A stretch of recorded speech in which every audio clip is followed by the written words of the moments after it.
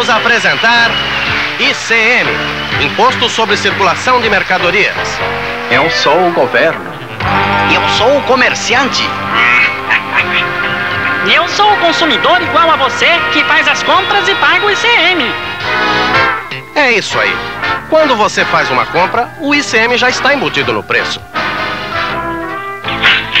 17% o comerciante tem que passar para o governo. Mas alguns comerciantes preferem pôr o ICM no bolso. Quase 50% são sonegados.